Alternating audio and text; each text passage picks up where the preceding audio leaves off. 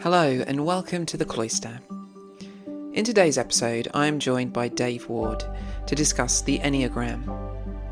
The Enneagram is a self-understanding tool that can be used to give us insight into our gifts, vices, and personality traits, as well as giving us insight into how spiritual practices can help best to nourish our unique individual souls.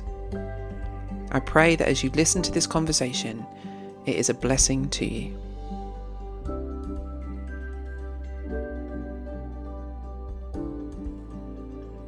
Okay. First, thank you for having me, by the way. So I'm Dave. I'm based in Nottingham. I'm married. I've got 4 grown-up children and 3 grandchildren. I left school and became a farrier because I wanted to work with horses. It seemed the most lucrative job to do, working with horses. And then having traveled around Europe for 7 months in a Volkswagen van, I decided I wanted to do something more worthwhile with my life, and got into part-time youth work, which led into full-time youth work. Through the people who worked there, I came to faith. So I've worked as a youth worker in churches. I've done secular youth work. I've done detached youth work, working with young people out on the streets. And then 2008, I went back to working with horses. And and as I've got older, I've suddenly thought I can't just carry on working with horses, and I don't want to completely retire.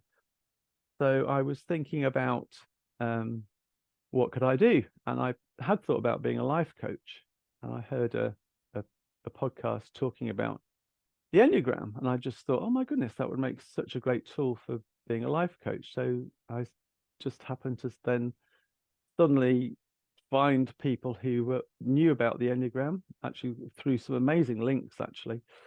And so started to look more deeply into that. And I've just found it to be such a great tool for myself, just learning about myself, but also my relationship with my partner and children, actually, just understanding each other more. Brilliant, thank you. So you've mentioned the Enneagram. So for those of the people that are listening that maybe aren't aware at all about what the Enneagram is or have maybe a light understanding of it, could you explain a little bit more about what actually is the Enneagram and where did it come from? Yeah, well, I don't know a great deal about its history because obviously it goes back thousands of years, actually. Pythagoras was apparently involved with it in Greece, and the philosophers in Greece. And then somehow it got to the Desert Fathers. And just for those people who don't know, the Desert Fathers, when Constantine came to faith and the whole Roman Empire and everything else, suddenly the church became more a different thing to what Jesus had, I guess, intended. So the Desert Fathers went out into the desert to kind of seek a more kind of Christ-like Christianity, and they discovered that there were 9 things that stopped them from becoming close to God. Which were the 9 deadly sins. Apparently, there were 9 deadly sins until the medieval times when the Pope took 2 of them out. So, so, it's for me, it's a useful tool in understanding ourselves and others, but it shows us what stops us from being present to the presence. So yeah, it's I mean it is. I just constantly learning with it and learning about other people through it too. Yeah, brilliant. So you can take, there's loads of Enneagram tests out there, aren't there, that you can kind of find your type. So there's 9 types in total. Yeah, So can you just whiz through quickly what are the 9 types yeah. in Enneagram? I mean, normally it would take quite a while to kind of really go into any depth, and to find a type. So they're all dealing with, like I said, 9 deadly sins. So type 1 The perfectionist or the reformer is dealing with anger. That anger, because they want things to be right and perfect, they kind of see anger as a bad thing. So that turns into, like I said, resentment, and they kind of cover that up, I guess, through trying to make things right. Mm. So they're constantly trying to put things right. They have a real deep kind of inner critic that goes on within themselves. They can be critical of others, but they can actually be very critical with themselves. But if you ask a type 1 to do a job, they will do it really well, and you can really rely on a type 1 to do that. They tend to be very busy people who don't manage to give themselves much rest either. Type 2, the giver or the helper, they're dealing with pride. But the pride kind of comes through helping others. They see themselves quite often as being the best people to help other people. And they're very good at helping other people, but not generally very good at asking for help themselves. And they're very empathetic. They can often know what other people want before the other person wants. They're the sort of person that would probably just talk to, if they're waiting in a queue somewhere, would just chat with the people around them. So they have a very friendly and open demeanor in that sort of sense. Type 3, known as either the performer or the achiever, they're dealing with deceit. And so they deceive other people, or they kind of get their love or their affirmation through what they have, what they like, the best cars, the biggest house. It's kind of that kind of, I guess, what society expects of us, really, that sort of achievement. But the problem with that is they're not only deceiving other people through that, they're actually deceiving themselves through that, believing that that's what will give them love and contentment, I guess. In fact, it's quite rare to find a type 3 on an Enneagram course, because I think because they fit in so well with society's norms, they don't see that there's anything wrong with themselves to need to do that. Type 4, the romantic or the individualist, they really feel their emotions. They can have could sense all different emotions in one day, from being really high to being really low. They kind of really sense their emotions.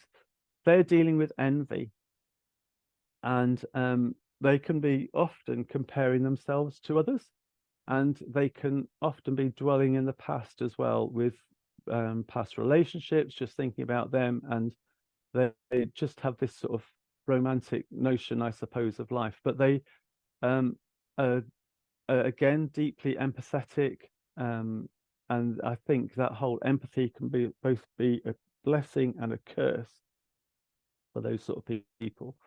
Very creative people. A lot of their energy is set out in creativity, very deep, and authenticity is extremely important for type 4s. Type 5s, known the observer or the investigator, are dealing with avarice. They are, oh yeah, I know a couple of type 5s, and they really do observe. They kind of notice stuff that I wouldn't necessarily notice. And they want to do a lot of research there. So the avarice is not necessarily about finance, although actually that can be the thing. It can be just wanting to hold on to money, but it's kind of holding on to, well, time actually is a big thing for a type 5. They need to have space alone, and can get quite anxious if they don't know how long something's going on for, to be able to go and have that space alone. but their kind of fear is to be made a fool of. So, which is one of the reasons I think that they tend to really want to know something. I have a friend who I said to him, "I'm surprised that you're not interested in the Enneagram." And he said, "But Dave, if I was, I'd have to be really interested in it. I would have to really delve into it really deeply." Type 6, the loyal skeptic, are dealing with fear. Um, and because of that, they are constantly looking at what could go wrong. They're always really prepared. In fact, a lot of people in the SAS are probably type 6 because they will be looking for the things that could happen. So they're prepared. My wife's a type 6, and I'm sure she won't mind me saying this. Before I knew about the Enneagram, it used to really annoy me because I would give her an idea of what I'd got, and she would immediately tell me what could go wrong with it. So, so I stopped telling her my ideas. But then I realized actually it's quite good to know what could go wrong, because as a type 9 myself, it's always sort of positive. It's going to be okay. So yeah, type 6 is often have a good sense of humor, and if you're a friend of a type 6, they would be pretty much a friend for life with a type 6. Type 7 is the enthusiast. They are just always on to the next thing. They're dealing with gluttony, but it's gluttony for it's just wanting to try all the next best thing, the next exciting thing. One of my daughters is married to a type 7, and they were on holiday once, and they had this little cottage that was down by the sea, and I said to her, "How much time did you spend in the cottage?" She said, "Very little time." She said, "Every day we were out doing something different." And I said, "And was he looking on the computer for the next holiday?" She said, "Yes, he was, Dad." So it's this whole thing of the feeling of being trapped, and pain as well for a type 7, not wanting to deal with pain. A client of mine, she lost a very close friend in her 20s, and so she had to move away from the city she was living in so she didn't have to deal with those memories any longer. Type 8 is the protector or the challenger. They quite often are CEOs in companies. What you see is what you get with a type 8. They can come across as being quite rude, quite strong, but basically they are protecting a very vulnerable heart within that. And actually that in itself was so useful to know that when I understand why people can come across it so strongly, basically what they're trying to do is just protect themselves within that. And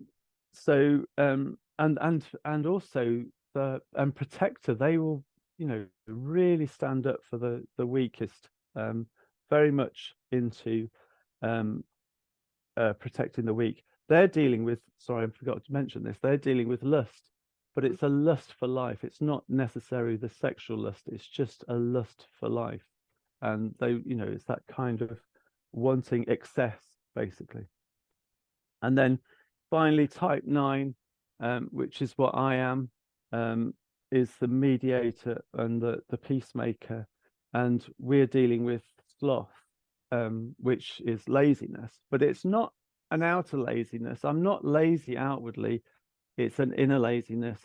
It's not caring enough about my own needs. It's kind of looking after the needs of others. And what we want as a type 9 is peace and harmony. So it's kind of going along to get along. So I will often just go along with what other people want because I just want that peace and harmony. But I can, through that, can actually forget what I really need for myself. So there you go. That's the 9 different types. That's so good. In a nutshell. Yeah, I'm sure people listening to that are thinking, "Do you know what? I know a 7, or I know a 2." So if somebody's listening to this and they want to find out their type, what would you recommend? You can go online and do some tests. They're not always that accurate. Mm. There's a really good little book called The Essential Enneagram. Hmm. And in that book, there's some statements that you can look up that can help you Right. to find out what you are. Looking at the descriptions themselves can Yeah. help you to do that. But also to a professional like myself, you can have a typing interview to help you to find your type as well. Wonderful. So, playing devil's advocate here, is there not a risk with any kind of self-understanding tool that people use it as almost like a self-fulfilling prophecy? So, like I've done lots of work with Myers-Briggs, and that idea that, oh well, I'm an introvert, so I'm just going to kind of embrace my introvertedness and not talk to anybody. Yeah, yeah. So, is there a risk in the Enneagram that people kind of find their type and then adjust their lives and their behavior and almost use it like an excuse? Yeah, like a horoscope type thing. Absolutely. Yeah, Yeah. yeah, yeah. Um, well, I guess any tool can be abused, Mm, and most things can be. But the beauty, I think, of the Enneagram is that actually it gives you a place of growth. With mm, most, like Myers-Briggs, it says what you are and helps you to understand that. But with the Enneagram, it it shows you what your true self could be. mm, So each of the I've just read out the vices. So each of the virtues is the opposite of that vice. mm, So as as a type 9, sloth becomes right action. So it's the whole thing of growing towards becoming more into right action. We keep our types. mm, We are one type through our life, but we can become a healthy person in that type. Um, and there are the arrows on the Enneagram diagram help us to also know where we are going. It kind of uh, so yes. Do you want me to talk about the arrows yeah, go for within it. this? Absolutely. Yeah. Yeah. Yeah. So the Enneagram has some lines that point to so I'll just use myself as an example. So as a type 9, I go to so type 6 in stress, and I kind of take on the worst parts of that type 6. So and I can tell when I'm going there because I type 6 is very much in their heads. So I can find myself going into my head and actually start worrying about things. Um, and when I'm in a good place, I go to type 3, and which becomes much more like right action. I become achieving the things that I've been thinking about doing. I will start to achieve those things. So, and we can start picking out some of the good things from those types as ability to be able to grow in them as well. And then we have wings as well, which are the numbers on the either side of our type. So for me, that's a 1 and an 8. And we can think about those areas that have got good sides in them to help us develop and grow as well. So yeah, I think it rather than putting it into a box, it actually helps us to get out of one. Absolutely. Yeah, I did it a couple of years ago and I'm a type 2. And it felt so much more hopeful than like Myers-Briggs or Strength Finder and all those other kind of personality self-understanding tools. Because like you say, it feels like you're moving into a more spacious version of yourself as Yeah, opposed to that sort of, right, well, that's how I am, so that's how I will always be. yeah. Um, so But on, it's yeah, go on. sorry, it's just that I mean the thing is about because like you say, we can just read about it and know about it, but and I kind of think about it in the same way as in the Matrix where they he gets to choose the two pills. Yeah, You can choose this. I can't remember which color. They're red and blue, aren't they? And red I and can't blue, yeah. remember which one it is. That if you choose this pill, you'll just remain as you are. Yeah. But if you choose this one, then you'll be woken up to what reality is and what that is. And certainly that's what the Enneagram did for me. It suddenly woke me up to the things that I wasn't aware of by subconscious that I wasn't aware of before. I wasn't aware. I knew that I kind of, well, I don't think I even was aware that I just went along with people to get along. I didn't even realize. Then when I suddenly realized, oh my goodness, that's what I'm doing. So I can then think to myself, right, I'm going to start to choose what I want to do. And actually, people are like, oh, you've changed, so yeah. Brilliant. So the other week on Instagram, I said we're recording this podcast, and I said if anyone had any questions, and the one that came up the most was, "Is this dodgy?" Or words around that type of like, Yeah. this is a great, this looks interesting. How does it fit into spiritual formation? Is it just like a, secular management consultancy, understand yourself type thing? So how would you Yeah. respond to somebody who says, first of all, is this dodgy? Yeah, And second of all, I think spiritual formation. one of the things that makes people think it's dodgy is because of the symbol of the Yeah, Enneagram, the lines and everything else. It looks kind of a cultic symbol. Um, so that's the kind of, I think as soon as people see that, they think it's dodgy. yeah, But people wouldn't say that about Myers-Briggs being dodgy. So it's interesting that they find that about the Enneagram. But I think if people to look into it really well, and also the history of it going back to the Desert Fathers, I just find incredible. And one of the reasons that I love it so much is because of that history with the Desert Fathers, and that it's ancient. It's just not a modern thing. mm, But also, the Enneagram divides the types up into the head, heart, and gut types as well. Um, and that's really worth knowing, because in the West we just tend to use our head mm, to make decisions. But actually knowing that and neuroscientists and everything have discovered that our heart and our gut has neurons in them as well. So the 8, 9s, and 1s are are the body types, and so we tend to make our decisions as through our gut, and can also understand what's going on within us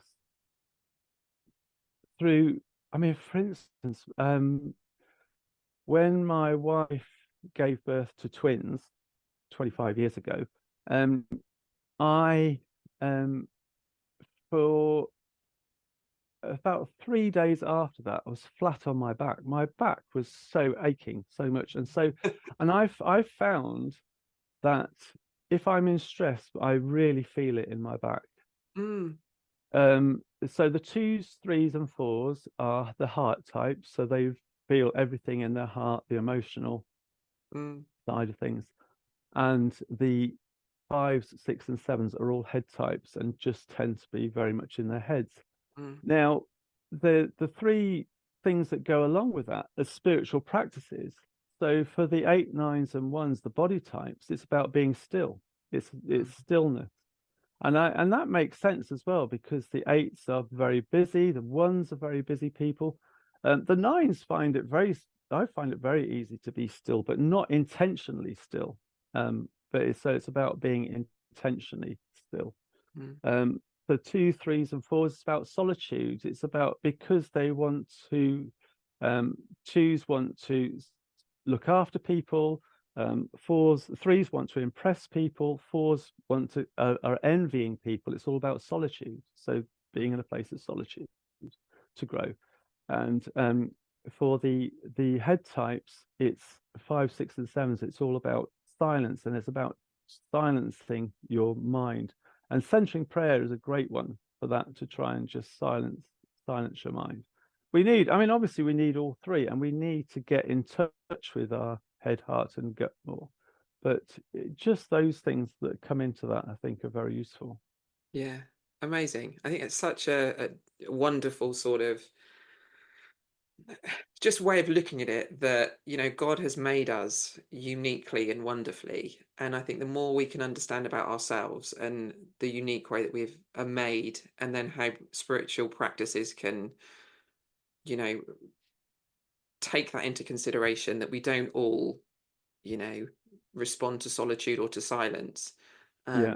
I think it's such a helpful tool to be able to use. But it also is, I mean, it's interesting as well that it ties in with Ignatius in the sense of Mm, his thing of consolation and desolation. yeah, Feels to me like those arrow lines as well. You know that you're in a place of consolation when you're going to that strength place, in yeah, a place of desolation. And also the examine prayer at the end of the evening is just such a good way to reflect back on what we may have done through the day, and how we've been in our type pattern, if you mm, like. And yeah, actually that's another important thing to mention, is that we are not our type. We are being, yeah, I've meant to bring this up at the beginning actually. um the the original the early church saw us as being punished by our sins, but mm, that was turned around to, we need to be punished for our sins. mm, But actually it's the 9 deadly sins are actually the things that are punishing us. So it's being aware of that, and knowing how that those are the things that are stopping us from growing. mm. Yeah, thank you. That's, yeah, really important. So just as we kind of draw this conversation to a close, if people have listened to this and think, oh, actually, that's kind of sparked an interest, how can they connect more with yourself, or with, any other Enneagram resources that might be a good next step? Yeah, thank you. Well, my Instagram account is Deep Soul 9, all one Excellent. word, and get in touch with me through that. Or I've got an email address which is ds9@post.com. They can email me there.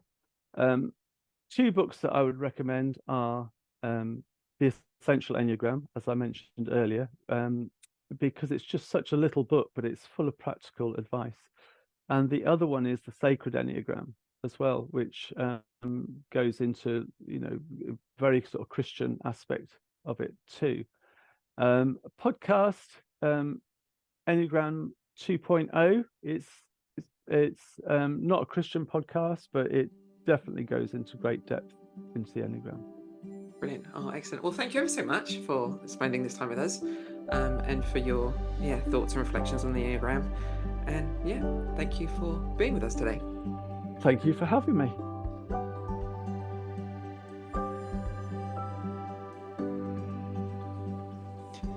Thank you for listening to The Cloister. New episodes are released fortnightly, and we hope that you will join us again soon. God bless.